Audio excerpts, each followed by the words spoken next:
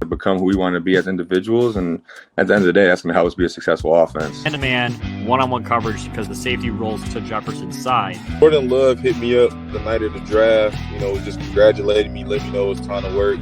A.J. Dillon was open arms. Monrock caught a ball with his thighs. We didn't even talk about that. It was more of with his ass. If he throws a good ball, this is a running, catching touchdown untouched. Like, KP does like these flips after every win, and I'm like just waiting for him to do his flip. To know that we still love each other, that's what football brings us. Across the safety's face.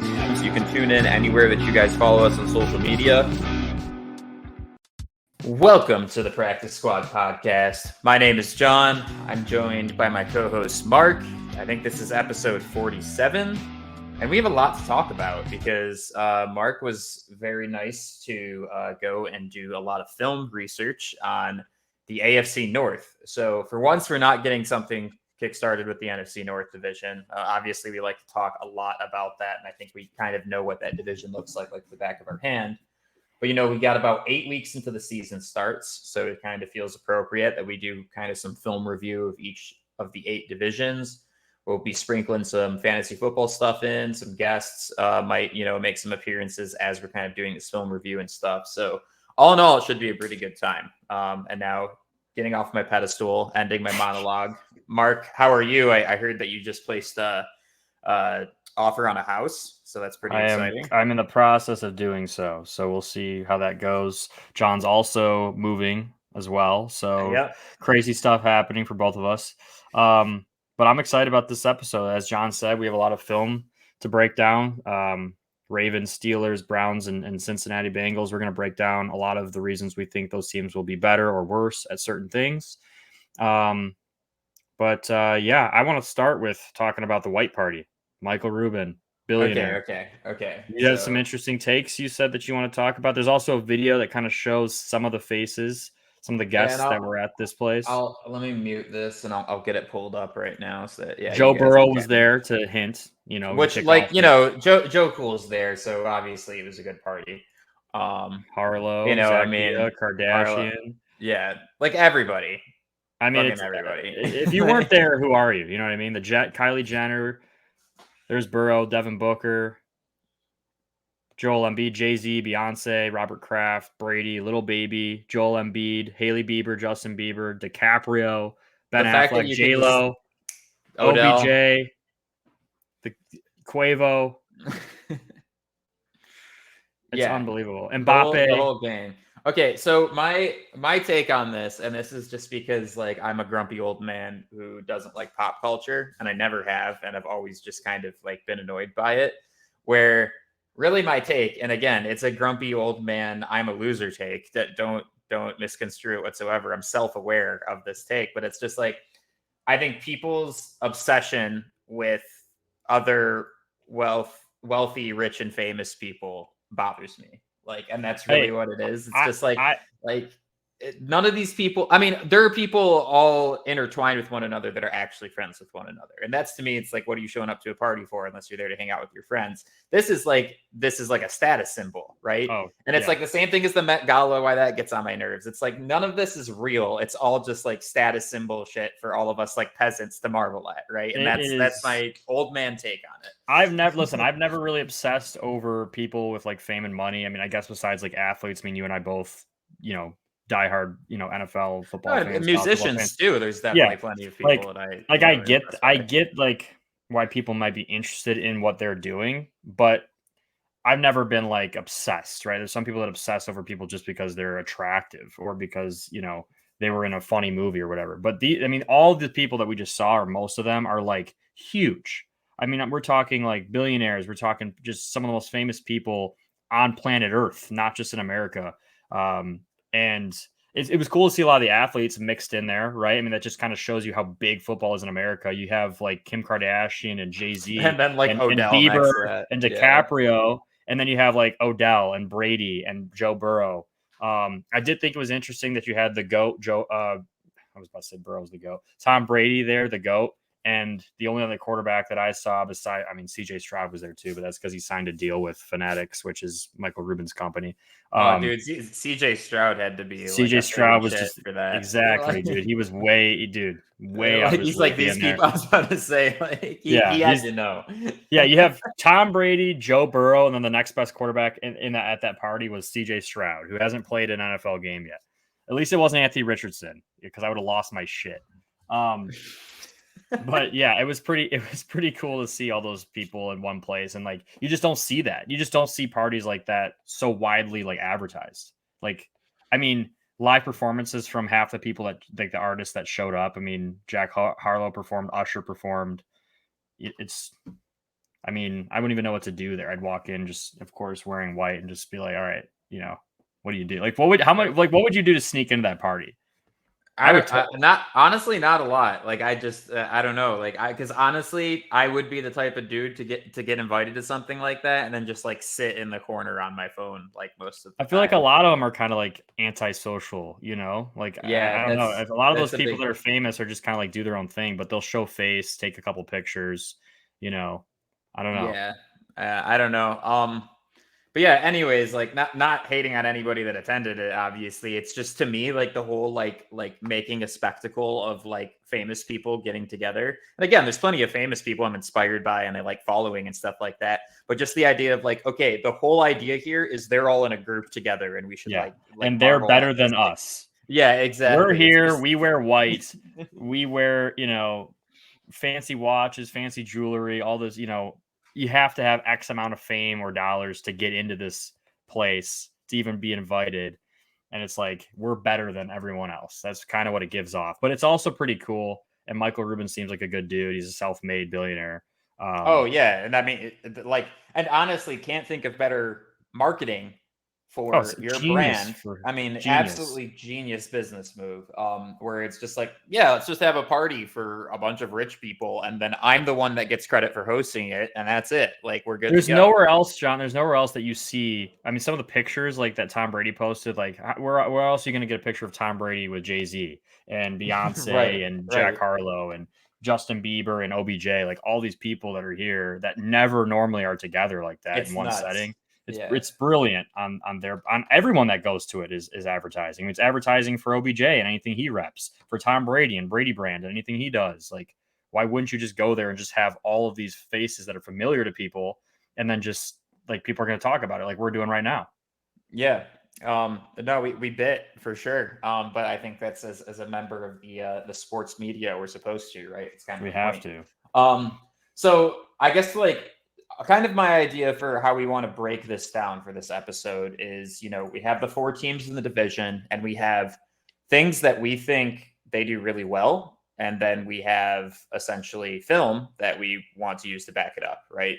Or not so well, right? And then there's what I just refer. I didn't even say weaknesses. I just said questions, right? Because there's things that that's what every team does, right? They look at their weaknesses in the offseason and they try to make moves to address those weaknesses, but we don't really know if it's going to pan out yet. I mean, for how much talk we've even made about, say, the Lions secondary and how that got an entire makeover. Well, on paper, the secondary should be a night and day difference, but we don't know that for a fact, right?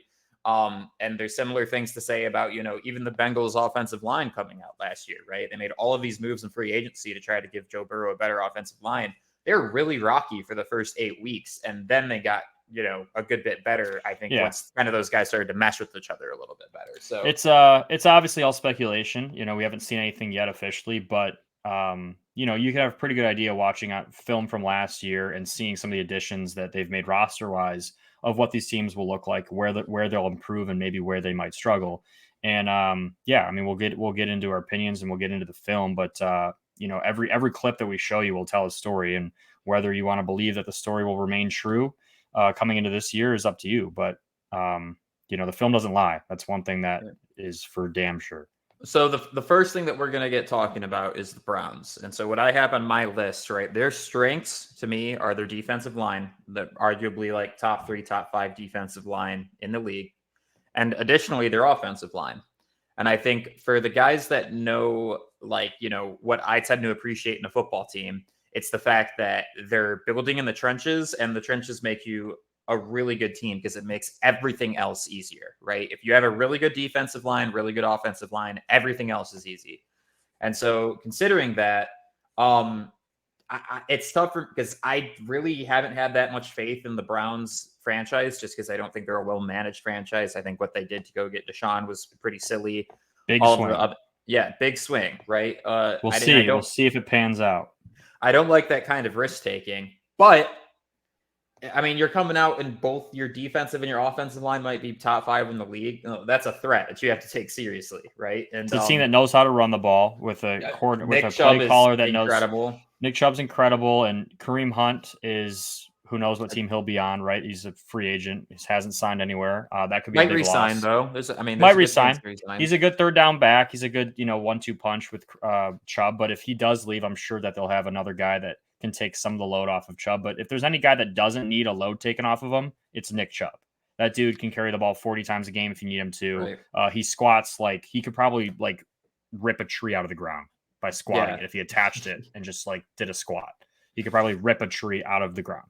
He's a freak. He's an absolute freak. And look, when we did our fantasy football rankings last year, I think he's my number 1 or number 2 back. And you're like, I think he's a little bit high. And I'm like, dude, this guy is a rock for this entire offense, especially when they had, Brissett. I was just worried about Kareem Hunt taking some of his, some of his carries. But if he does sign somewhere else, look out for Chubb in fantasy world for sure. Even with Kareem Hunt, I would say, Chubb should be safe. He's a safe bet. RB2, RB3.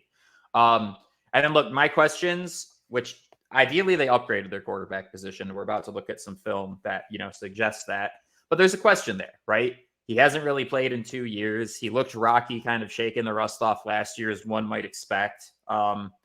He had no time to get chemistry. Think about it. He came off suspension. Like half the team barely knew him. Quarterback in the passing game, chemistry and connection with the guys you're throwing the ball to and with the coordinators calling the plays, like are so important, especially for someone that didn't play for 2-3 years. That won't be a problem this year. So, you assume he'll improve. You assume the chemistry will improve. But, again, question. There's fair a question to say. there. Fair to say. The other question that we have, in my opinion, is secondary, right?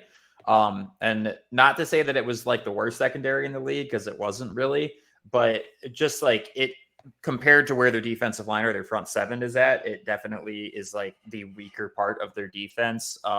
Obviously, they have a staple in Ward, and that's like pretty much it. So, I have an interesting point with that too, John. There's 2 ways to help out a secondary that struggled, right? I mean, you have a couple guys like Ward is a stud, but if the rest of your secondary is struggling a little bit, you can do one of two things. You can go and get more secondary players that are better, like Detroit did, or you can go improve your front seven, your pass rushers, and just get home to the quarterback. And so that those guys don't have to cover as long. And you can drop more guys into coverage and still get pressure with rushing 3 or rushing 4 guys, dropping more guys into the which route did the Cleveland Browns take, Mark?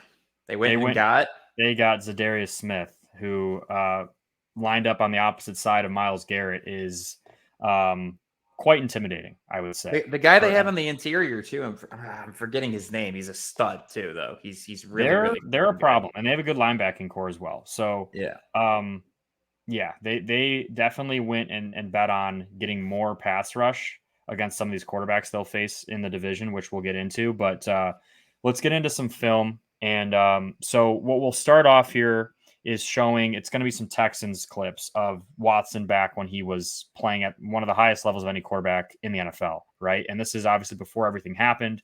But this will show people a reminder of if this dude even gets remotely close to the type of player he was, the Browns could be a problem for the rest of the division.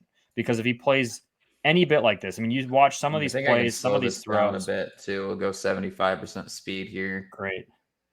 Obviously just play action, right? Checks his check down. And then this is back when he had DeAndre Hopkins too, but to be able to throw out like while you're falling backwards like this. Yeah. I mean, off your back. It's a 56, 57 yard throw with no, like his momentum is carrying him backwards.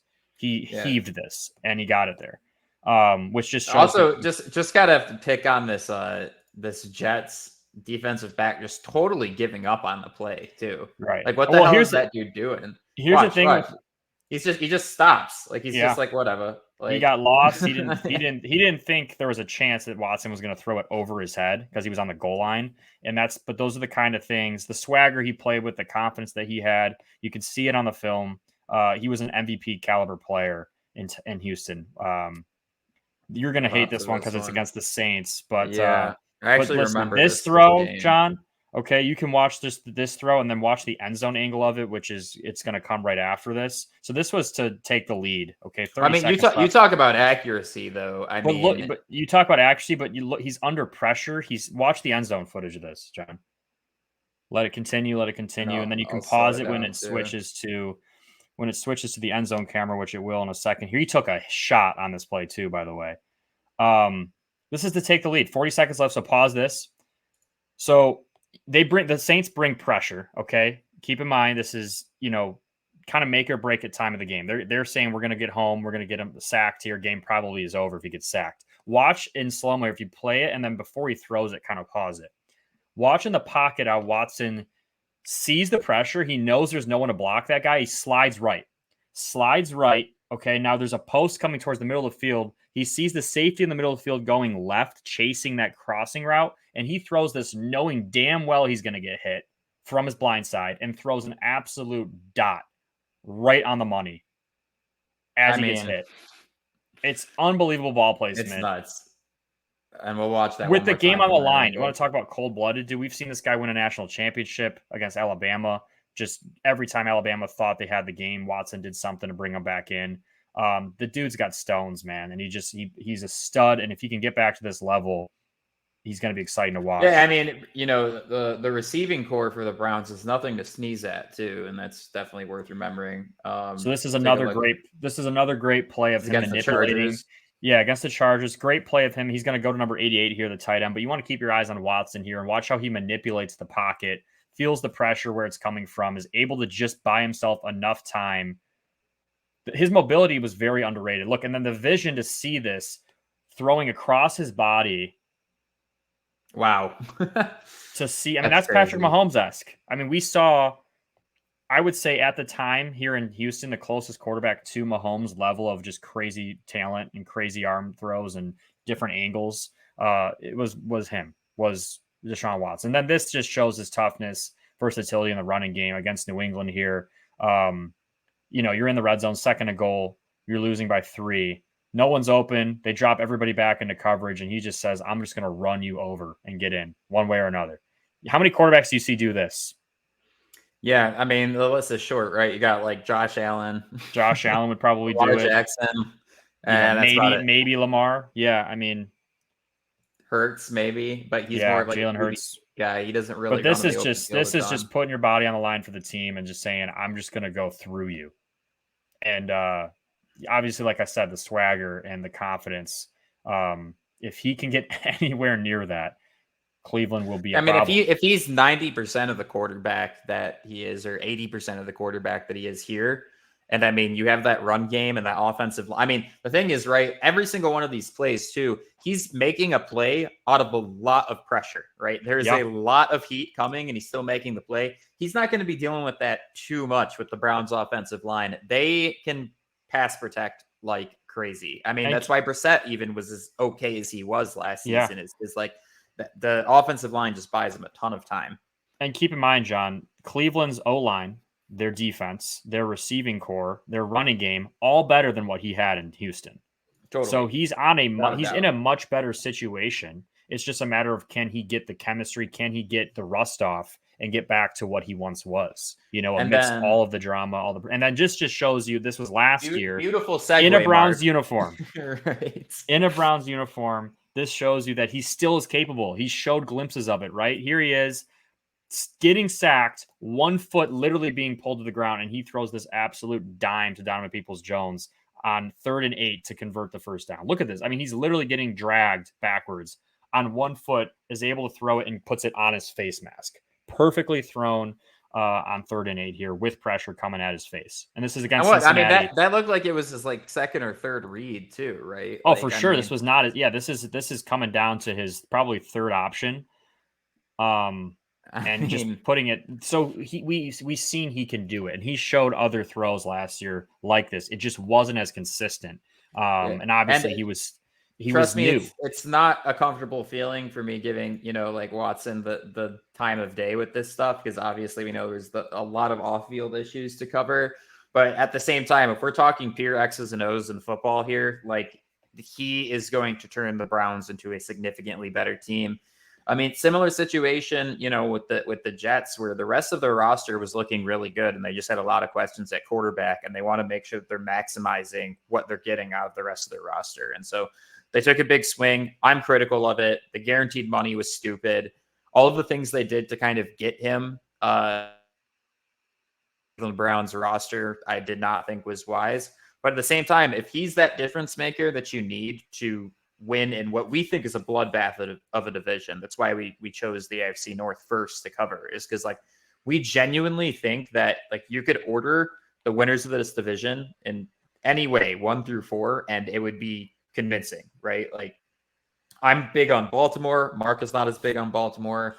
The Browns could finish 4th. They could finish 1st. I think you could say the same for the Steelers. And then obviously, the Bengals are right in it in Super Bowl contention the past 2 years. So it's like, it's going to be a crazy division. And it's actually wild to think that, 1 or 2 of these teams won't make the playoffs this coming season.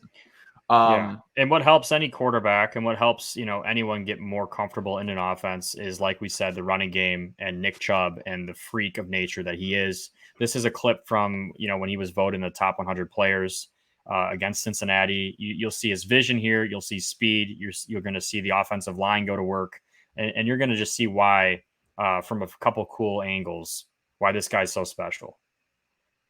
So they didn't account for that guy who's coming off the edge, which he just is able to beat him with speed. Chubb just outruns him. Breaks a tackle from a safety. Good luck tackling, if you're a safety, tackling him in the open field. And then he's able to turn it on. And he's faster than most people think. He's shorter, he's stockier. You think he's a power back, and he is. But when he wants to be a speed back, he is. Like, that offensive lineman misses the cut block here. Yeah, right. He misses the cut block, but even by doing that, and because this defender had to hesitate to, like, not trip, was just enough for Chubb to outrun him. Yeah, and I mean, to give credit to the O line here, I was gonna say, like, front side, watch these 4 linemen here, the push that they get. I mean, great just double, totally there. blocking that guy out on the double. Great double there. And then obviously great block here from 77. Yeah, 77. I mean, and you notice the downfield blocking, 88 is on 88. his guy, right? And then it's just one-on-one with a safety. Good luck. You know what I mean? Yeah, and I mean, this type of stuff, again, like, it makes Chubb's job incredibly easy. And on top of it, he's a very talented, very sturdy back that can take a lot of carries throughout, the season. So it's super dangerous when you have that as your anchor for your offense, and then you have a guy like Watson, making the most out of the receiving core that he has, which, again, it's not a bad receiving core. It's not the best I wouldn't say it's a great receiving core, but it's good. It's good enough to do some damage. You got DPJ and you got Amari Cooper. Like, you're going to be okay, So former guest of ours, Dalen Baldwin. Shout out to him. Check out that episode if you haven't seen it. Also with the Browns as a receiver, but I mean, the Browns are no team to mess around with. We'll see. We can show a couple more clips of Zadarius Smith showing the defensive side of the ball here. Right, and these are Smith when he's with the Vikings. With the Vikings last year, so he was with the Packers a couple seasons ago. Had a killer year. Signed with the Vikings, and he just tore it up. I'm sorry, what number is he? So I can pick him out here. He's going to be coming off the top of the screen here. Right here. He's the rusher. Yeah. I mean, so here's the thing. Honestly, he bites on this a little bit more than he should. Right. But he's able to evade the block, turn his hips, and then this helps. This guy was able to grab his ankle. But still, I mean, go and finish that tackle. I mean, being athletic like that is defensive end. He's squeezing because it's all down block, right? He's getting down block. So he's condensing. He probably did squeeze too much, like you said, John. But his ability to just be an recovery athlete, from that, Yep. Notice what's going on, diagnoses what's happening, and then and I think that's Mostert taking the carry there, right? It is lightning fast for those that don't know. I mean, super impressive play. I know there's another one that you. This is showing him just kind of coming off of the edge, what that might look like. Right here. Yeah, he's coming off the edge. It's just bulldozes right Which, through. yeah, I mean, the bull rush, shedding the block for the sack. Like, And what that's you have to just- imagine here, John, is on the other side of this rush is going to be Myles Garrett, who is the best player defensive end in football, period. Like, he's the best pass rusher in football, most would say. Yeah, this he's is them disgusting. together with the Browns. Obviously, it's a little glimpse of what we're seeing. Just kind of competing with each other, getting on the bag, just showing their pace. If you just let it play, it shows their pace. They do this a couple times. They're working on their get off here, getting hands on. But I mean, just look at these two dudes. Like, that is not anything that offensive tackles want to see. No quarterback wants to go against that. And good luck, right? And this should help that secondary that has questions out big time. Definitely.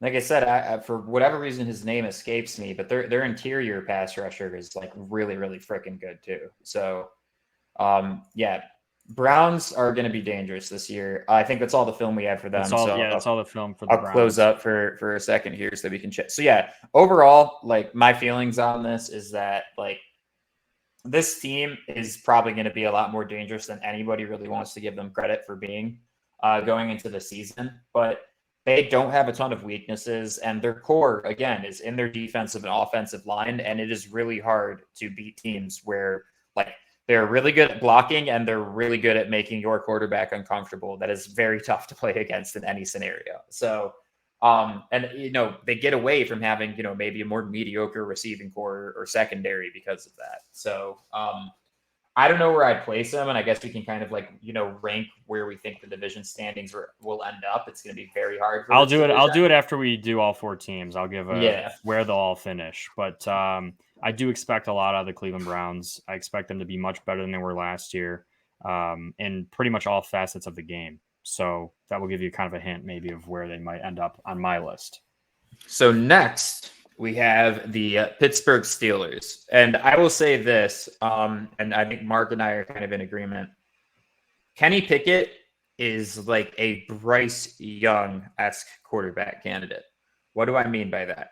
Well, overall, right, known for having small hands, known for having, wearing two gloves, like kind of some quirky things, from the athletic profile. The fake slide, very interesting. Yeah. Not incredibly tall, not incredibly fast. There's all of these knocks against Kenny Pickett as an athlete, and that's all you heard going into the draft. Never seen a quarterback with hands this small before. And, wearing two gloves is a weird habit, is not going to be, quick enough or athletic enough. Right away with the preseason, you could tell that his ability to dissect the defense, figure out what was going on, and then make a read and execute a play off of that was already NFL caliber. That's why I think year two, people are probably going to start throwing a lot more respect his way because of the fact that even last year as a rookie, I thought he actually did a really good job, playing quarterback for them with a bad offensive line, which is never easy. And, an okay receiving core and a pretty beat up injured run game most of the season too, if I remember correctly, right? Najee was battling injury most of the time, and didn't have a good offensive line protecting for him in the first place. Kenny still got it done. I'm really bullish on George Pickens too.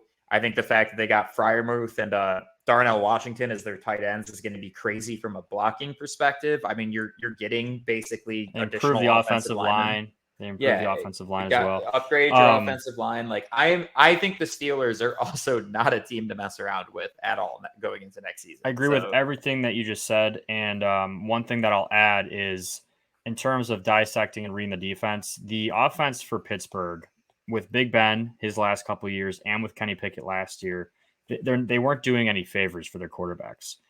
A lot of their pass plays are not, there's progression-based pass plays, which we'll see film of in this episode, like with the Ravens' new OC. But Matt Canada, who's been calling the plays for Pittsburgh, he has like the most simple offensive pass plays. A lot of them are really banking on your receivers to win on outside go balls, and the Steelers just haven't had guys that do that. They don't have the Jamar Chase. They don't have the Justin Jefferson, right? So at times it works, but at times you see them struggle in the passing game, and it's not because of Kenny Pickett. It's because of some of the designs of the plays make it. I mean, you have to throw a perfect ball. And they're every keeping time. Canada this year too. They are, but they brought on, and I think this is why the Steelers will improve offensively. And this is with Kenny Pickett's development year 2. He's already the starter, doesn't have to compete for that. The confidence that he'll have in year 2, and obviously the chemistry build. But they also brought on Glenn Thomas from Arizona State, who helps with the passing game side of things. So he's came on as an offensive analyst, as an offensive assistant to Matt Canada. And I think what he'll bring is some new pass concepts that are more progression based, some play action concepts after giving the ball to Najee Harris, 10, 15 times, hopefully having success doing that.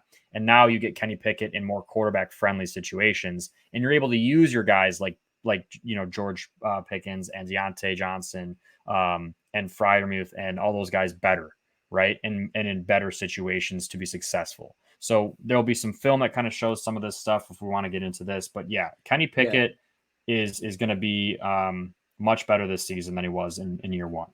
And and also just quickly, like, they have a great secondary. They always have. I feel like it's been a staple of the Steelers is just having some dogs playing corner and safety for them. And TJ Watt also helps, obviously. I mean, doesn't hurt. Yeah, definitely doesn't hurt.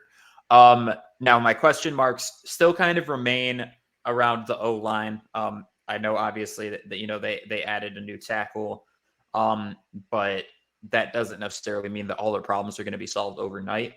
And with their not so creative receiving situation last season, that still could be a lingering problem. I also have concerns about their run game, honestly. And look, it hasn't been as good as it needs to be. I was going to say, like, I know Najee's a good back, but I also have seen a little bit of a regression the past couple of years, battling injuries, things like that. And I also think when you have a stale passing game, and then also, your running game, it can't be the end all be all. Like, you have to have some compliments. They've relied way too much on Najee, and they've asked him to be Superman. Similar like what the Bills do with Josh. They've asked Najee to we're going to hand you the ball, take us to the promised land. It's really hard to do that when you don't have a passing game countering it, right? And the O-line is not great, right? Let's not forget about the O-line also being a pretty lackluster. So there's a lot of things I think to be optimistic about where the Steelers offense can be next year, but there are a couple of things that also give me pause. So let's hop into the film here with the Steelers as soon as I get this pulled up. Also, if in case you're listening to us on Spotify, probably an episode to check out on YouTube in case you haven't pieced that one together yet. Crack this puppy open. So this is one of Kenny Pickett's best plays from last year against the Ravens. This is a huge play to help him win the game. He throws this ball to Najee Harris, puts it in a really tough spot. So you can see movement in the pocket, gets outside of the pressure, and then on the run to put this ball, if you want to go back, John, to that first clip here, or that first play, to put the ball where he put it. And John, if you pause it when Najee catches it on the other angle. Yep. So here you can see him throw it, movement, right? This is with the game on the line, right? So here you can see him move here, dodges the pressure. Okay, and then on the run, rolling to his left, a right-handed quarterback opens up his body. Look at that ball placement, right? You can see. And honestly, if Najee doesn't catch it, I don't know who this receiver is here. He actually has a chance to come away with it. He might have a chance too. Yeah. Yeah. It's just incredible play, rolling to your left to be able to open up your body and just torque this thing and get it with that much accuracy. I mean, that is next level shit that we're seeing out of Kenny Pickett as a rookie. But that's what I'm talking about with having to be. And then this is another back-to-back weeks where he throws game-winning touchdowns. This is against the Raiders, and George Pickens, as John mentioned, and I will give him credit, was big on Pickens going into the season last year as a rookie. Not many people were. He was undrafted. John was big on him, thought that he would be big for the Steelers. Not true. That's not true. He was a first or second round pick. George Pickens was? Yeah. And here's the thing too, right? I usually don't judge too many NFL athletes based off of just purely their measurables.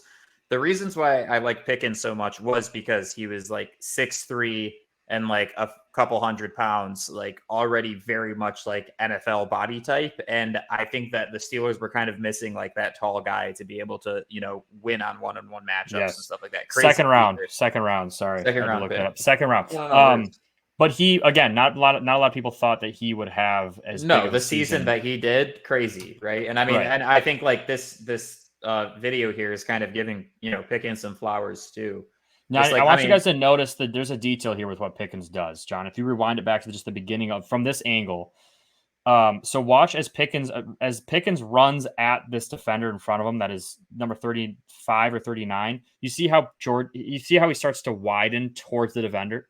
You see this right here. You'll see him. He starts to widen at the defender, and then he sticks him and leaves him. That widen right there is the reason this ball doesn't get. That safety couldn't get there. Right. That is the type of little detail that these receivers, a lot of them don't do it, and that would make it such a hard throw for Kenny Pickett. That widen right there towards the guy's leverage. Because if he starts to, let's say he starts this route, right, and he actually just starts leaning towards the middle of the field, which a lot of guys do. The safety would go and pick him up in that sense, right? Okay. And that's a pick or that's a broken up pass. What coverage are they in here? Do you know? This is a form of 2-man. Okay, we talked about 2-man in our coverage episode. If you haven't seen that, go check it out. We break down all different coverage types in the NFL. Mark, you're getting exceptional at cross-referencing our content. Just great job with all that all around. This is thanks, John. This is 2-man. The safeties are widening, right? They have deep halves here. Everyone underneath, okay, everyone on that 10-yard line right now is playing man-to-man on their respective guy. Now, the reason that guy was playing with outside leverage is because he thought he'd have help inside. So the little bit of lack of communication with the safety and that nickel, but George Pickens does a great job. Kenny Pickett rips one in there very accurately with the game on the line, and he did this in back-to-back weeks. And that's all you need to see, the progression, both towards the end of the year, where the Steelers were like, are they a playoff team? Are we firing Mike Tomlin? And then they rip off 2 wins like that, and then they are able to keep Mike Tomlin. And the fact that he was even being debated on getting fired is insane. After the amount of winning seasons he had. But for real, I'm thinking of the meme where it's source and then it's yourself. That's what you're doing right now. You need citations on this. Go listen to all the other bullshit that we put out over the past 6 months. So you have Deontay Johnson, who's even a better receiver than George Pickens, probably the most underrated route runner in the NFL. He doesn't give the credit he deserves. He does have a drop problem, and he has for a few seasons. But if this guy figures, look at the release, and then to still win inside, going outside leverage of a guy, ridiculous. Look at the quickness here, the change of direction. I don't know how you. I don't know. Honestly, the fact that corner's ankles didn't shatter, it's because it's Reed. That's why I'm honestly, if I was him, I would have fallen flat on my face with sure, no doubt about it. John, if you tried to cover Deontay Johnson 1,000 times, you'd fall 1,000 times. Yeah, no, you're right. I'm not even going to defend myself. But he's just incredibly quick. He's got incredible playmaking ability. And then he does make some crazy catches. He'll drop some of the easiest balls we've ever seen. Look at the stopping on a dime. That defender's just lost. And it comes back to he makes everything look the same. He's extremely balanced. He's extremely explosive. And you pair him with a guy like Pickens, with a guy like Pickett, who are all developing and it seems like getting to the right point. That Steelers offensive pass game needs to be better for them to compete in this division. If it's not, they will not compete in this division. Simple as that. But I do think it will be better, which is why I am higher on the Steelers than I was last year. And they drafted well. And this is their defensive look, so we'll get into their defensive look here. But this is also why, even on years like last year where they were down on the offensive side, they hung in games and they won enough to keep their coaching staff around because of their scheme and their effort that their defense plays with. And it just seems like it's a Steeler thing, right? They call him Blitzburg for a reason. They're able to get after the quarterback, and then they play coverages like this. Now, if you go back to the beginning, John. Okay, so before we even get rolling into the play, what are we looking at right now? So what we're looking at, and the next few clips will all be similar, and there'll just be a couple different tweaks of how they're doing the same thing. So in recent episodes, when we talk about pass combinations and offensive motions and shit like that, and teams are doing the exact same thing, they're trying to present it in a different way so that the other team doesn't recognize it. So Joe Burrow, one of the best at recognizing coverages, right? You got to toy with him. Otherwise he'll pick you apart. They know that. So the Bengals are in open here, which means there's no running back in the backfield. It's five wide. If you guys can see that, there's a tight end here that looks like an offensive lineman, but they have 5 wideouts. There's no running back, right? So very much high percentage pass play. And this is probably a 3rd and long situation, just given what I'm looking at here. But the Steelers know what they're going to try to do. They're going to try to throw the ball down the field. So what they're doing here is pre-snap, they're making it look like it's like a one high situation, right? And if you, again, very, very much so should look at our coverage episode. We'll explain a lot of this. But they have a one high safety, which is up towards the logo. John, if you want to, you can kind of see that guy. Yep.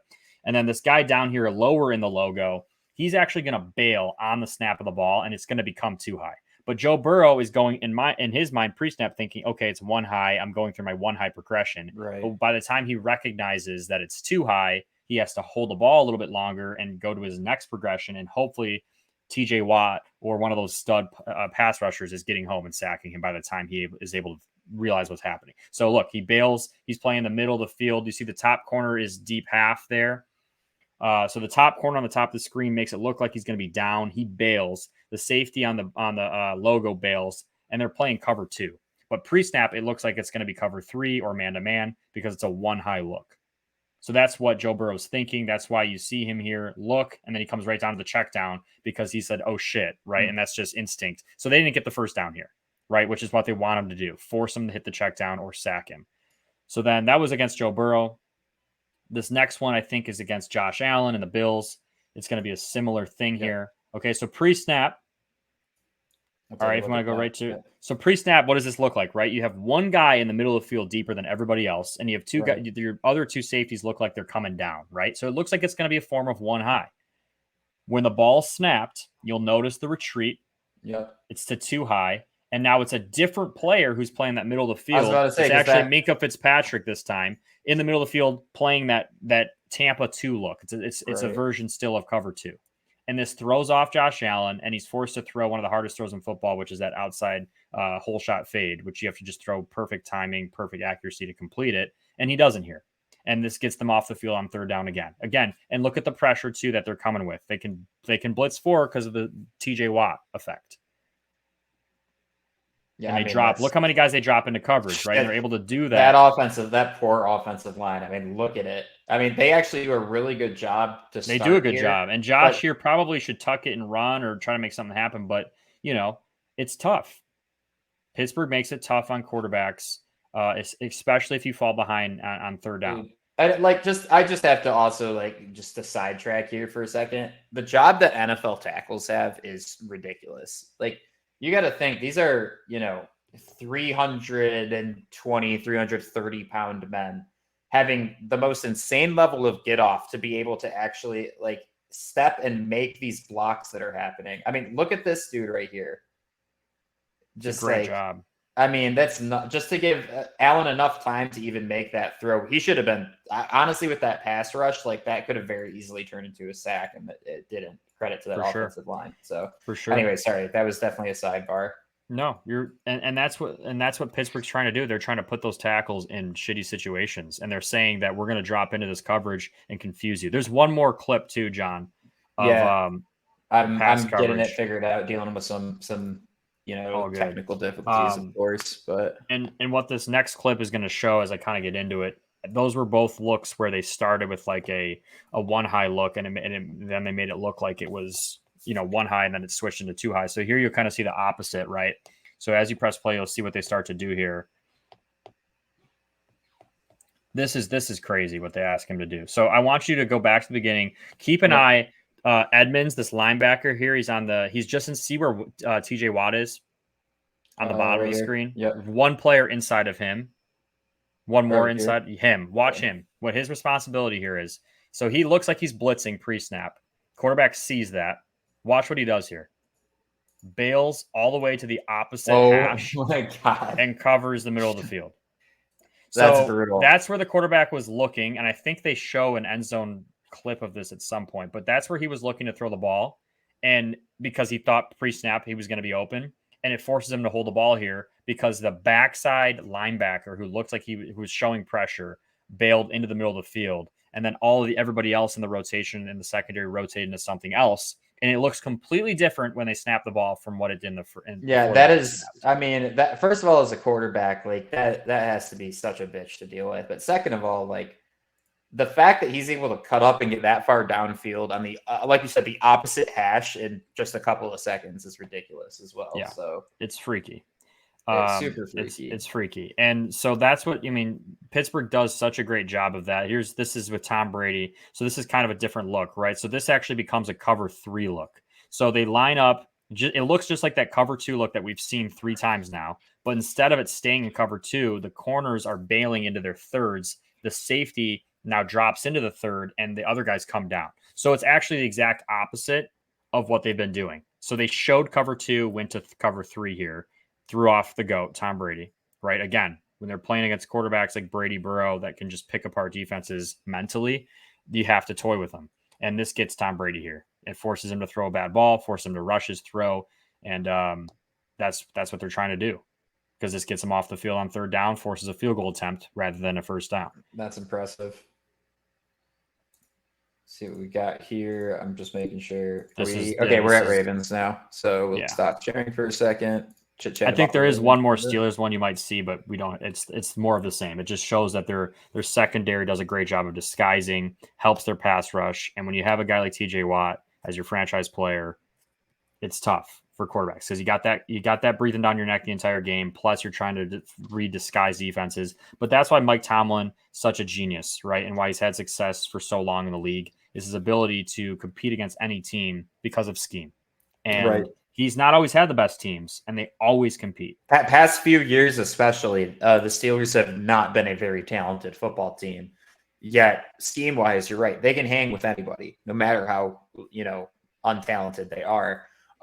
So I'm really excited to see what they can do because they do have some young guys. They've been able to kind of reload a little bit some of their problem areas. I'm interested to see what happens. And honestly, not to say that Tomlin's in the hot seat or anything, because he isn't, but I do think there's probably additional pressure to perform because his excuses with what his roster looks like are diminishing. So that needs to turn into wins, and it's a very competitive division. And so, at this rate, making 8 or 9 wins isn't going to cut it. They're going to have to be a 10-11 win team if they really want to, make the playoffs and make a push in the playoffs, especially in the AFC, which, we all know is incredibly brutal. So switching over to Ravens, and I think this is the team that Mark and I disagree on the most. And, I guess it's because I'm a Lamar Jackson truther and Mark is not. I think that Lamar was worth the money that they paid. I think that his passing issues are kind of overblown. I just don't think he's had the best passing targets to work with. That is no longer an excuse this season. They got a new offensive coordinator, which we're going to get into. And then obviously their run game is, again, another situation where top 5 in the league, probably. Their ability to just have big bodies up front, not only with their offensive line, but their tight ends. I mean, they love just drafting huge tight ends, and their entire job is to block. I mean, Andrews is obviously their receiving tight end. And Ricard is like a 300-pound fullback that can move. Right. And they use him a lot. And when you can run your quarterback and you can play option football and you block well, it's really hard to stop the run. The downfall of the Ravens last few years has been when teams do make it tough for them to run the ball and they commit a lot of guys into the box to stop that run. They haven't been able to get out of it. They haven't been able to throw well enough to lighten that box. And we talked about this, a few episodes ago, where the Ravens deal with a loaded box predictably more often than any other team in the league. And they, as Mark alluded to, has not had enough of a pass game to actually relieve that pressure because defenses just straight up don't take the pass game. Teams are basically, they're daring them to. They know that if they let the Ravens run the ball all day, they'll beat them, right? So they're daring Lamar Jackson, daring their play callers, come beat us in the air. And the Ravens have done it at times, but they haven't done it enough to win the big game. And so that's a big question going into this year. And we'll see what the new OC, he was Georgia's OC last year, Todd Monken. We'll see, right? And there's going to be some footage here, some clips of Georgia and what they do, and see how that will translate to Baltimore. And so this first play that we're looking at here against the Saints, this is, more complimentary of I know you've kind of gotten a mixed bag of some, this is complimentary. Yeah, this is complimentary of Todd Monken and what I think he's going to do. So one of the downfalls, as we mentioned, Ricard, right? And if you pull up this clip and I'll show you what he looks like. He's a big dude. He's a fullback. He's really athletic. A lot of the time, though, he dictates where the ball is going. So teams, and you'll see the Saints actually start to key this. They start to read where he is and they adjust to it. And so then now the Ravens have people attacking their strength because they know it's their strength. What Todd Monken does a good job of is he disguises it and he pulls, guard tackles from one side to the other side. And he utilizes more misdirection and stuff like that so those linebackers can't read one key and just go, because the easiest way to stop the run is to just go and meet it before it gets going, right? But Todd Monken does a good job. He did a good job at Georgia, and so this is some Georgia film we're taking a look at here against TCU. And so, Mark, if you want to talk over this, I think you got to pull it up, John. It's not showing. Is this not the right play? Oh, it's just not showing on mine. That's what it is. No, you're being super nice, and I may have forgotten to screen share. I think. There we go. Idiot. Total idiot. Yeah. So if you want to go to that other one, the one with Ricard, I'll show that first. Yeah. I already broke it down, but just so people can see what I mean by so Ricard here, if you go to the beginning, is the big guy on the screen, the left side by Cam Jordan. You can watch where the linebackers go. Right away, they're going with him, right? And the ball doesn't go there. But a lot of the time when Lamar pulls that, he's following Ricard. He's going to pull it and just follow Ricard. And that's what the Saints are looking for, right? So they're exchanging responsibility here. They have you look at Demario Davis, who's one of the best linebackers in the league. How quickly he reads that and then just gets into a spot where that's no longer an option for Lamar. Exactly. And I think Lamar sees that right away too. And Cam Jordan too. Cam Jordan's playing Lamar. This is the effect Lamar has, and why the Ravens have had such a good running game is because you have to account for him as a runner. So you have Cam Jordan and your two best players on the Saints roster are both playing Lamar here. So he gives it. And so they get a couple yards. Right. Yeah. But number 20 here, as I talk about, and Tyrann Mathieu, number 32, as I talk about loaded boxes, both are playing running back here.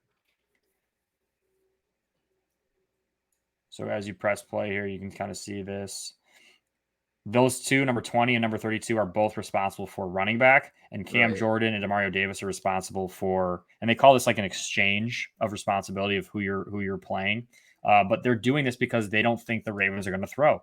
So they commit all these safeties and stuff that are supposed to be back there deep to the run. And it makes it hard to go against a good defense when teams are doing that. So what Todd Monken might do is we show some of this. This just shows kind of some of that misdirection and his ability to use the offensive line different. So notice here the fullback or the humpback is Brock Bowers, who's going to be an NFL stud. He's on the right side here. Yep. But you can kind of see a lot of the time they're going to run behind him because he's one of their best players. They used him like Ricard a lot, right? They're going to run behind him. So you'll see the effect it has on the linebacker here. The linebacker goes left. The backside linebacker goes left. They read that guy, leave him unblocked. And Stetson Bennett, who is no Lamar Jackson, he pulls this thing and he goes untouched. And you can see it's just if he did give it, they still wouldn't be in a terrible play. They'd still get positive yards. But they're reading the backside guy. If they chase, which Lamar is going to do this, Todd Monken's going to call this play for Lamar and the Ravens too. It's tough to defend. If they chase, they're taught to pull it. And Stetson does a good job here in the national championship game. He pulls it, and this sets the tone. They go down the field and they score the first time they have the ball.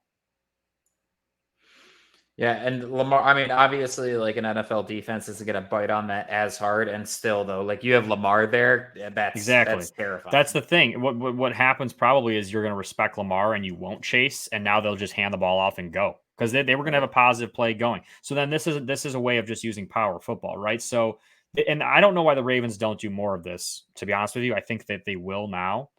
Especially since he's gotten paid, they're going to use him. They're not going to be afraid anymore. They're going to use him, and he's got his bag. There's nothing to worry about anymore. They're just going to say, catch the snap and go. And this is a crack block from number 1 on the outside. He cracks down on the backer. You're going to get a down block from Bowers, number 19. The running back, number 2, becomes your arcing lead blocker, and it's just catch the ball and go. We're just going to outpower you. We're just going to kick your ass and let the best player on the field, Lamar Jackson, or in this case, Stetson Bennett, walk in. Who's making this tackle? There's nobody there because the corner's playing man-to-man on number 1, so he's squeezing with him, taking himself out of the play, essentially. but he's doing his job. He's supposed to cover number one. So but by the time he realizes it's a run play, he's done. He's too far inside. He's got 2 lead blockers pulling. 59 is one of the most athletic people on the field. And talk about a good fit for Monken too is like the personnel that the Ravens currently have is incredibly complementary to running an offense like this. Exactly. So, There's no coincidence in the hire. There is absolutely no 100%. coincidence in that being the hire. And I'm telling you, Stetson Bennett is no Lamar Jackson, but I'd like to think that could be a pretty good thing for them. So here is the question, right? Can Lamar put together the ability to throw the ball that Todd Monken's going to ask him to, right? Similar to the Steelers, the play calling, not only has the receiver talent on the Ravens not been great the last few years, which is definitely an excuse that's worthy of noting, but the play calling on the play actions and on the stuff that they are doing a great job of setting up hasn't been great. Watch all the receivers here go down the field. There is no built-in, there's no easy check down. There's no, it's so easy for the defense to pick this up, and you'll see it as you press play. I mean, everyone steps up, but everyone's down the field. There's no easy check down. So Lamar just and these are I mean, that's basically a punt on first down. That's the kind of stuff that can't happen. Lamar. And honestly, there was no pressure there either.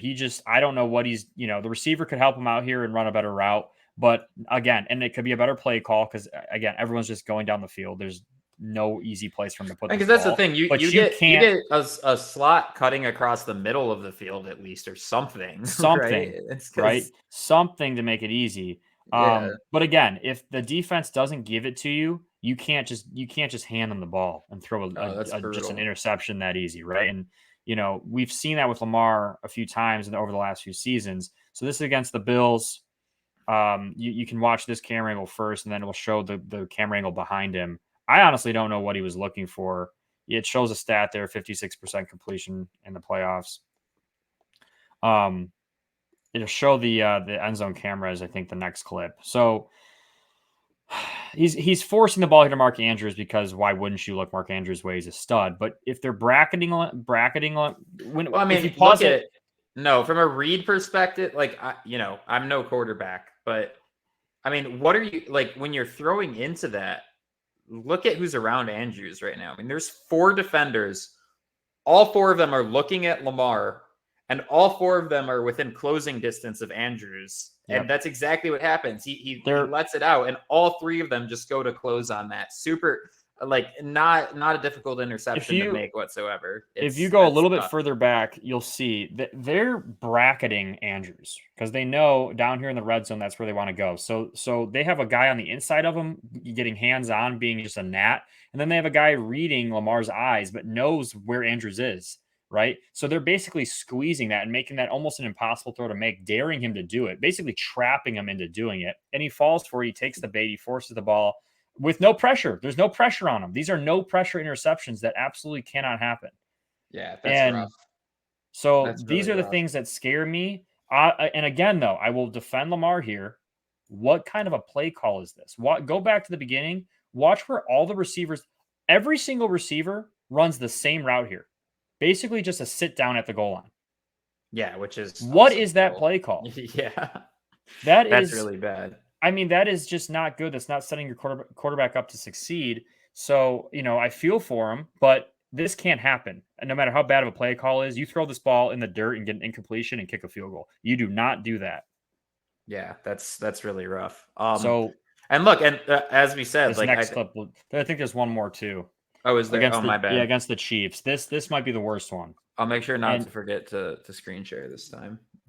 I'm like, Mark, where's the football analysis, dude? So this next one's the last one of Lamar being bad. And again, I'm sorry to hate on Lamar, but I think these are. Look, I don't hate on Lamar. Again, I'm more of a Lamar truther. These are very valid arguments, and these are great plays that you're kind of chose to help prove your point. This one might be the worst. Okay, so number one rule, if you pause it, number one rule in football, if you're a quarterback, do not throw across your body to the other side of the field ever. It's like in 101. Okay, you tell every 8-year-old quarterback in America the same thing. There is absolutely no reason, and the receiver he's targeting is there. No reason ever that he should make this throw ever. Run the ball. Run the ball. You have space to run the ball and maybe get a first down. You got to remember, he's one of the freakiest dudes with the ball in his hands in football. All right. He's Mike Vick-esque. He is shaky. Okay. He's got some green grass to run the ball here. He chooses to turn left, throw the ball literally across the field 80 yards. And I don't know, by the luck of God, this ball's completed, but this should have been a pick six. Go ahead and you can let it play. It's playing right now. I don't know if it's frozen. It's just showing kind of what the Chiefs are doing. You know, they're bailing. But he throws this thing. Eventually, he throws this thing. There we go. Holy shit. He throws this thing, falling away, and somehow Willie Snead, back when he was with the Ravens, goes up and gets this thing. But this is just a no-no. Absolutely a no-no. That's getting lucked out. Yeah, I was about to say, because, I mean, you look at where Kansas City's defense is, like, that is, by the grace of God, not intercepted. Like, not this a is good an absolute. So the 3 bad clips I've showed you of Lamar, the problem with them is they're really bad. That's the problem. It's, you know, and listen, every once in a while, Patrick Mahomes will do that, or, you know, Joe Burrow or Josh Allen or someone will make a mistake like that, but it doesn't happen at the rate Lamar makes them. And if you're going to win games in this division and you're going to be paid all that money and you're going to be asked to be the MVP candidate that you were a few years ago, you can't do stuff like that. And Todd Monken will help out tremendously and make it easier on him and help him be more of like a machine in the passing game and not do that stuff, because you can't just let Lamar run loose and do whatever he wants to in the passing game, because that's the shit he'll do. Very dangerous. But if you have him more of like an organized, you know, on a schedule progression passer, he can make the throws and make the reads when it's easier. And that's where I'm going to come in and defend him too. Is all of those examples that you showed me, there is no creativity in what they are scheming up passing wise. And so you're like giving Lamar, especially those are all critical situations, right? End zone situations, you know, long third down situations where like you're damned if you do, you're damned if you don't, because man, it's your job as quarterback to make a play even when you're not getting anything. But like the situation there is like he's making a play, and it honestly would be better if 1, he kept it, or 2, if he just like threw it out, or, you know, like went down with the ball, because honestly, like most of those situations, as it showed, like were turnover situations because he was trying to force something that very clearly wasn't there. But again, I think if you change your scheme a little bit and there's a little bit more creativity, you know, maybe some designated passes, right, where you're trying to get one guy open rather than just having all 3 guys run the same route and you throw to whoever's open. I think you might be in a little bit better situation. And yeah, look, and Todd Monken will he will do a better job than the Ravens have in the past in helping Lamar do that. And the great thing about it is they're very self-aware of what's happening, right? They know that maybe is the one thing that he's struggled with over the course of his career. So they're bringing in a guy that is known for making it easy on the quarterback. I mean, the dude won 2 national championships with Stetson Bennett, and nothing against him, but there's a lot of guys with more talent than Stetson Bennett, and they were the national champs back to back. So you got to give credit where credit's due. He's earned the opportunity to have a chance to coach in the NFL, and he's got quite the team and quite the roster to make it happen. And the thing is, like you said earlier, there's no excuses this year. Your receiving group got better. You brought in an OC for you to be better. If Lamar isn't that MVP level player, there's no one's fault but his own. And so the pressure's on. And in a very tough division, in a team where every team in the division's gotten better, challenge is there. But I do expect him to be better. It's just going to be that question, right? Is he able to step up? Yeah, I mean, look, there's no excuses at this point, and I'm sure we've made that clear. But with that, I'm optimistic, right? And I tend to be optimistic when I see, okay, there's a problem that the organization is clearly actually addressing, and they went and made moves to go and address that problem. I mean, these people aren't stupid. On the other side of it, you should see improvement. You should see more interesting things going on in the pass and run game. Lamar obviously got paid. So as you said, I don't think they're going to be as worried about how they're going to be using him. And I don't think Lamar's going to be as worried about how he's being used as well, right? I'm sure he's aware that there has been a problem area with how he's been passing in the past as well. So he's very aware. Yeah. I mean, John, OBJ, focusing on OBJ, Zay Flowers, Mark Andrews, and Bateman. Yeah.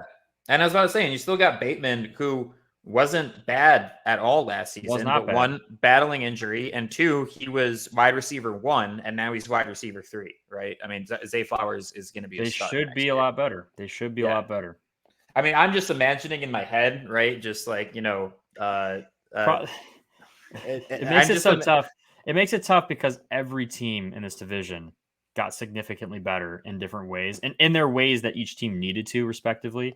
Right. And so it's like no one took a step backwards at all. Everybody in this division got better. That's not common, where all 4 teams in a division get better. And all 4 of them weren't bad to begin with, right? Exactly. I mean, all 4 of those teams were not out of the playoffs in December. So, the Browns being the worst, who didn't have their quarterback for the entire season. That's scary to think about.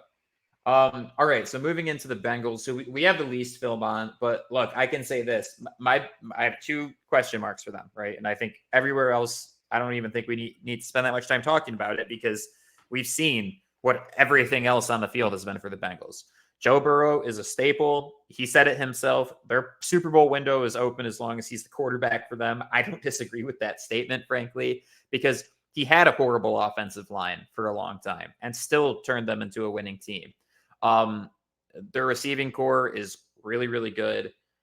They did make some investments in their secondary. That's probably where I'm the most worried about, though. It's always been a problem area for them. It's one of the reasons that they lost the Super Bowl, is that their secondary could not keep up with the Rams' offensive weapons. Cooper Kupp is Eli Apple's father, basically. Is what basically, right? Just like Kirby Joseph and Aaron Rodgers. And then, the question mark, I think, still kind of remains around the O-line. And they've continued to make investments in that O-line, obviously making a big splash this past season. Orlando Brown. Yeah, grabbing Brown, which is huge. Huge. So it should be much improved, and it was marginally improved last year. But, man, it was only improving last year after, like, week 7 or 8. That's really where they're able to flip the switch. And again, offensive lines, right? Like, they need to build chemistry. That is such an incredible position group, because even though there's 5 guys, they have to operate as one unit. But the Bengals really struggled to get off to a strong start with that group last season, and it showed in their record, right? I mean, I think at one point they were like, 3 and 4. Struggled in the beginning, yeah. And they rattled off, I think, 11 straight. Yeah, and then just turned it on, which is what they've done the past 2 seasons.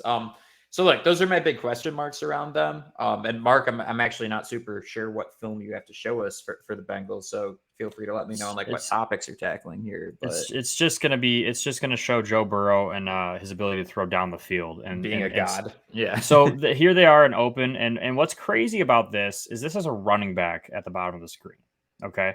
And so one tricky thing, and this is a scheme note as well that I'll give the Cincinnati Bengals credit for, is when they go and open like this, if you notice, there's 4 Detroit Lions players at the top of the screen covering 3 receivers. Okay. Call that like a box kind of coverage setup. They're going to basically exchange. And if one guy goes in, he'll take him. If another guy goes out, he'll take him. If a guy goes deep, he'll take him, right? They're exchanging responsibility. If there's one guy in the middle of the field who, why is he cheating that far? I'm not really sure. Probably because it's a running back on the bottom of the field. And he's like, that guy isn't going to get the ball here. But on the contrary, he is going to get the ball. Joe Burrow makes his read and sees that there's no help over the top of this guy. And I want you guys to notice that the guy who's covering that running back, because they're in this man-to-man look on the bottom, it's a linebacker. So this is how you mess with the Detroit Lions. This is how you mess with any team. You go into these weird formations with having a running back on the field, and the Lions, they send their defensive formation out there. That's going to be a team that stops the run. This play was what, 2 years ago? Yeah, I see. Because I was about to say the Bengals and the Lions. I don't remember them playing last year. So, but still, great release, great throw. I mean, and Burrow's ability to recognize what you're doing, his processing is like none other in the league. I mean, he really is the closest thing, I think, since Tom Brady in terms of processing what's happening and making active, alert decisions, and then doing them well. I mean, this is such a well-placed ball and a really great job for a running back to be able to do this, but he does this with everybody. I mean, here he is. This next clip is going to be him going to Jamar Chase, which is his favorite target. Same thing, though. Similar look. That safety's on the left hash. There ain't no way he's getting over the top of the corner. He sees Right. one-on-one coverage with his bail technique, and Jamar Chase still runs right by him. And then again, perfectly placed vertical balls. Like Joe Burrow throws the deep ball as good as anybody in football. and he does it consistently. And that just takes the air out of a defense. I mean, you fight all game long, stopping the run, getting them off the field on third down, and then they come out and they score in one play like this. It's just demoralizing. I mean, and the Jamar's catch there too is actually Ridiculous. really, really good. And his ability to Just get so by smooth. players, even when they're in a bail technique. Again, it's ridiculous. And they have a great chemistry. They've had it since LSU. Was this last year or what? Oh, that's just a play of JJ McCarthy being a stud, which we'll do that at a different time. Okay, got you. But so just to peer into the practice squad pod creative process a little bit. Basically, Mark and I plan episodes by just seeing shit we care to talk about and then just sending it to each other in Twitter. And anybody that watches us, you'll just kind of see, like, I'm just scrolling through our Twitter DMs and just being like, oh yeah, this is all the content we plan on covering for this episode. Yeah. This episode was different. The next few will be a little different too, because we're planning division breakdowns. So we're looking for certain film. I went and found this film to back up what John and I had to say about these teams. But yeah, I mean, Cincinnati, listen, I'll go through what I think is going to happen in this division, John, then you can, and then maybe we show the Cincinnati hype video. But so I think it's pretty clear that there's levels to this shit. There's levels to this division. Okay. Cincinnati, they're chasing the ring, right? They've been there. They came up short. They've been the team that's going against Kansas City. They've been the team that's given them hell and has come up short a couple times to them as well. They're thinking Super Bowl. The rest of these teams are thinking beat Cincinnati. Right. So Cincinnati's the team to beat in this division. I think they finished first again. Hungry Dogs run faster. They want that ring. They've had the hurt. They've been the underdog. They've had the team that, every year people are like, they could do it, and then they haven't been able to get it done. I think this is the year they get it done. I'm doubling down. I said it a couple weeks ago. I think Cincinnati might be the team that wins it. I'm doubling down here. I think that they do get it done, win the Super Bowl. So obviously win the division. Weirdly enough, in second in the division, I'm actually going to go with the Cleveland Browns, because I think that Deshaun Watson does reach that 90% of what he was in Houston that John hinted that he needs to get to. I think that the running game is going to be very good and a very big factor in just keeping him honest and being able to help him out and not make mistakes. And then I think that defensive line is going to be a problem for Lamar, problem for Burrow, and a problem for Pickett.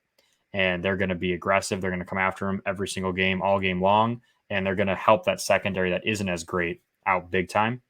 And then in third, surprisingly here, I'm going to go with the Steelers. And I just think that Kenny Pickett takes a huge step forward. Bringing in a guy to help with their passing analysis and their passing plays is going to take him to different levels. I think that Pickens steps up big time. I think Deontay Johnson has a breakout year. Like I said, Najee Harris in the running game will be better. They drafted really well. I trust Mike Tomlin more than I trust any other coach in this division. I think they finished third. And then unfortunately, and this is nothing against Baltimore, and honestly, it's not personal, and I really think they're going to be a really good team, and they'll win a lot of games. This is just, like you said, this is a bloodbath of a division. And I think that the Ravens have the most question marks in terms of new OC with a quarterback that hasn't had an OC like this before. Kenny Pickett's the guy helping Kenny Pickett call plays in Pittsburgh was similar to what Kenny Pickett had in college. Lamar hasn't had a play caller like this, where it's we don't know. And let me tell you this: if he does adapt and is able to function in this offense, Ravens could easily win this division, and they easily still could win this division. Disregarding everything I'm saying, I think that they finished fourth though, because of his ability to not adapt and to honestly, it's going to be the team that doesn't turn the ball over and doesn't make mistakes that wins. And I just think that they'll make the most mistakes. So that's kind of what my thought is with this division. I know a lot of people are going to think I'm crazy for thinking the Browns at second, but I believe in them. And I think this division is going to be stacked, but it's going to be competitive as hell. Yeah, so I'll go into my thoughts, and I think Mark and I disagree on a few things, but I also want to echo a sentiment that this division is going to be nuts. It's going to be very, very, very competitive, and I think that there's a reality in which all four of these teams actually finish with more than 8 wins, right? I think the math works out there where that's possible. And, that means all 4 of them are on the playoff bubble. And again, as I said at the beginning of this episode, it's crazy to think that probably, 2, maybe 1 of these teams won't be making the playoffs, because I think all of them are really, really good teams.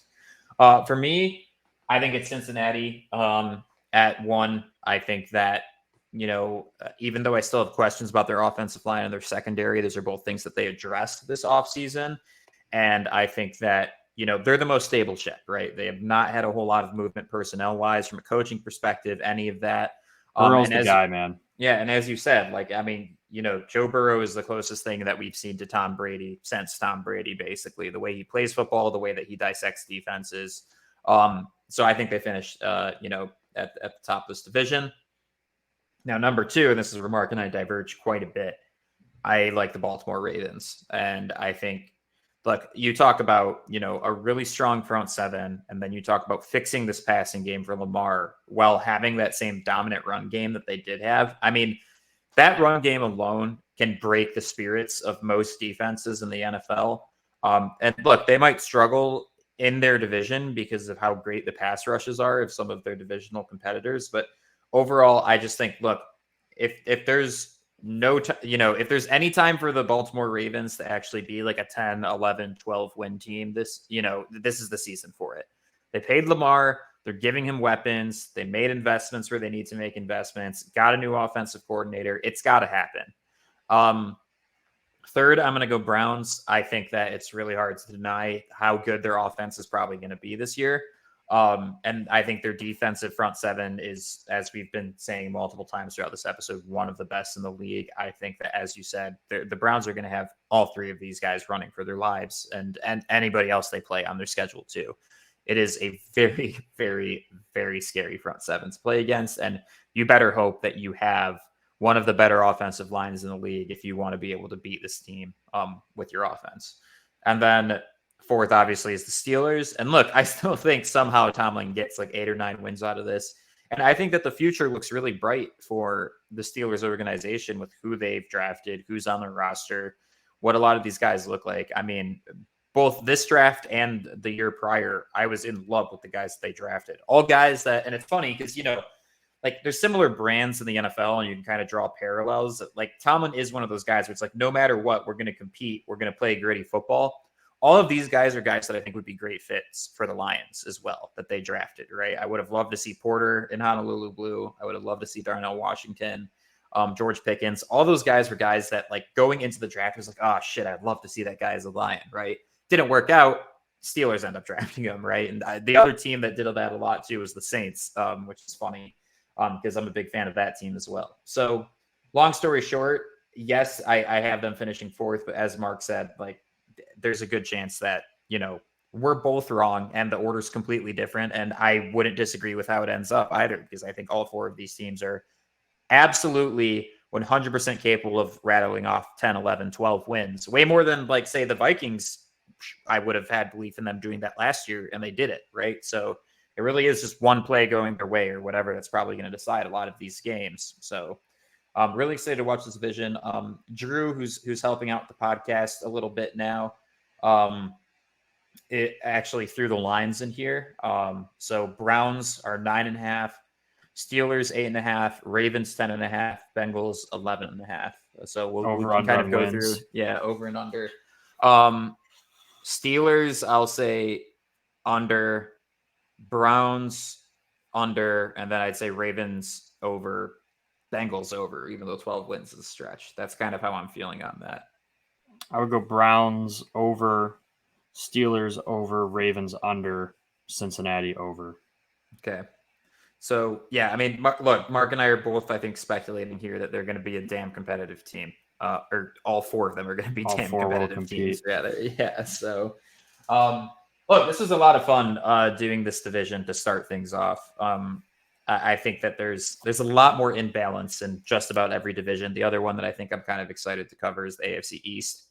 But it's just so exciting. I think seeing the AFC in general, it's going to be nuts. And we've said this multiple times, I cannot believe that there are, X number of teams that are probably contenders that are probably not even going to make the playoffs just because of how the wins shake out and how the division shakes out. And I can't believe, John, too, I can't believe I forgot that Pickens was drafted because of his meme.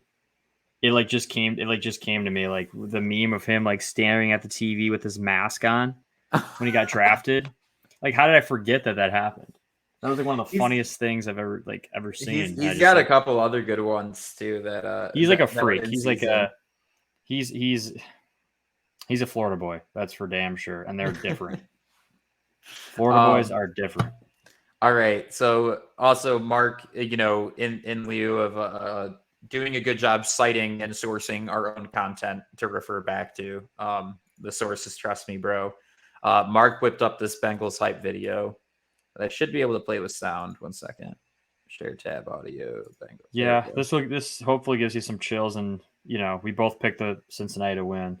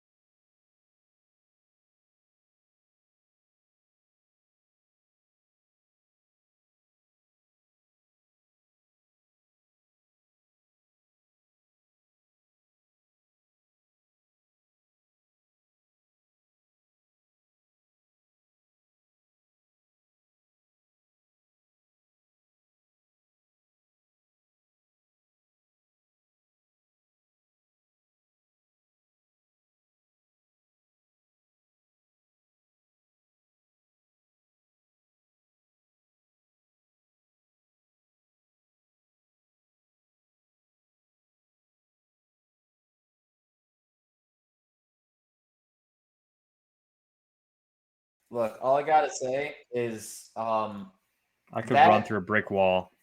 Not only that KC and Bengals rivalry, I think, is going to be something that, like, in hindsight, we're going to talk about, like, just it's going to be like, it's like the Colts Patriots with Manning and I was going to say it's going to be like Manning Brady type situation where it's just like these two guys are the greats. Like, they run the AFC. And we've seen it for the past, 2 years. That's exactly what we're dealing with, and we're probably going to see it for another 6, 7, 8 years. So I can't wait, man. Every single time those two teams match up with one another, it's legit, right? And you gotta love that. And they respect each other.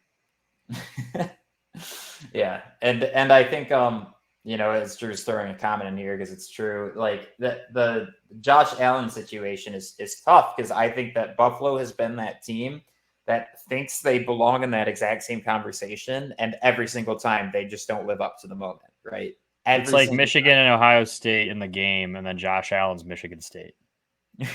Like they're just like wanting in so bad. And look, man, I mean, you got to win one of those games, and every single time Josh Allen's on the losing side of it, and maybe that changes. There's plenty of opportunities that all three of these quarterbacks will have in their career to beat the other one, but right now Josh has been the one who hasn't beaten Casey in those big moments and hasn't beaten. Was so close too, and how different how different the outlook. Because I think the Bills would have won the Super Bowl that year against the Rams. if they were able to beat Kansas City. I think that year that Cincinnati went there, I think the Bills would have beat Cincinnati the next week. And then I think the Bills were so good that year, man. He was playing out of his mind. And that playoff run, I'll never forget that Patriots game where they scored a touchdown every single time they had the ball. It was so crazy. And I think that was the first time in playoff history that ever happened. Where He was literally the most efficient. It was the most efficient quarterback game we've ever seen in the playoffs. Yeah. And yeah, I mean, it sucks, but until he proves otherwise, it's going to be Burrow and Mahomes as the two top dogs in the AFC. Yep, we'll see. So that's the AFC North episode. We appreciate everybody tuning in. And like I said, we're going to try to run through each division before the season starts, sprinkle in a little fantasy football content in there, maybe do some live streams, get a little bit more short form content going, all of that good stuff. There's basically 3 weeks until we're in training camp and the news cycles are back and all of the hype really starts to mount for the season. So home stretch. And I think we're going to have a lot of fun up until then. I think we have plenty of content planned where we're not really going to be getting bored with much. So hang on. We're almost in the full swing of the season. We're so almost there. Hope you guys like this episode with the film and kind of going through and actually getting a real deep dive into each team and what we think is going to happen with them. Like John said, we're going to try to do this with all the divisions. That came early. That's my bad. As I get cut out, we need to get a new